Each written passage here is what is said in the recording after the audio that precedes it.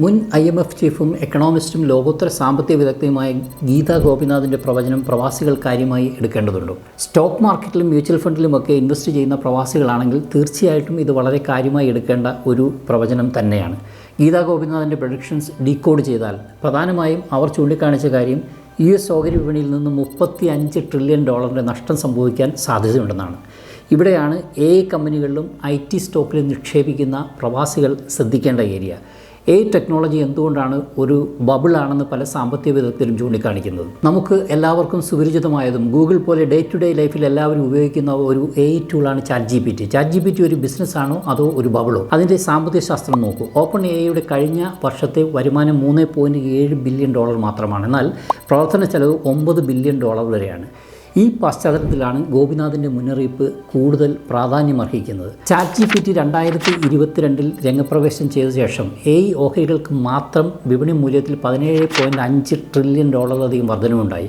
ഇത് അമേരിക്കയിലെ ഏറ്റവും വലിയ 500 പൊതുമേഖലാ കമ്പനികളായ S&P 500ൻ്റെ മൊത്തം വാല്യൂവിൻ്റെ ഏകദേശം 35% വരും. ഇനി ഗീതാ ഗോപിനാഥ് പറഞ്ഞ മുന്നറിയിപ്പിൻ്റെ ലോജിക്ക് നോക്കാം. ഗോപിനാഥിൻ്റെ വാദത്തിൻ്റെ കാതൽ ഇതാണ്: US കുടുംബങ്ങളും ലോകമെമ്പാടുമുള്ള നിക്ഷേപകരും ഇന്ന് അമിതമായി US ഓഹരികൾ നിക്ഷേപിച്ചിരിക്കുന്നു. അതുകൊണ്ട് തന്നെ US വിപണിയിൽ ഒരു തകർച്ചയുണ്ടായാൽ അത് US കുടുംബങ്ങളുടെ $20 ട്രില്യൺ സമ്പത്തും വിദേശ നിക്ഷേപകരുടെ കൈവശമുള്ള $15 ട്രില്യൺ സമ്പത്തും തുടച്ചു നീക്കിയേക്കാം.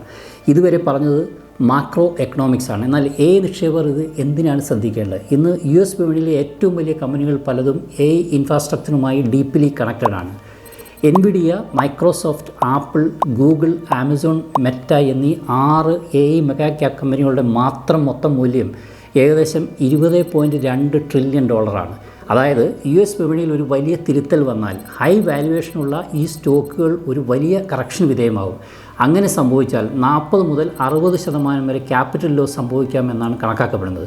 അതുകൊണ്ട് അമിതമായി IT സ്റ്റോക്കുകൾ നിക്ഷേപിച്ചിട്ടുള്ള പ്രവാസികൾ സാമ്പത്തിക വിദഗ്ധരുടെ സഹായത്തോടു കൂടി അത് നിർബന്ധമായും റിവ്യൂ ചെയ്യണം.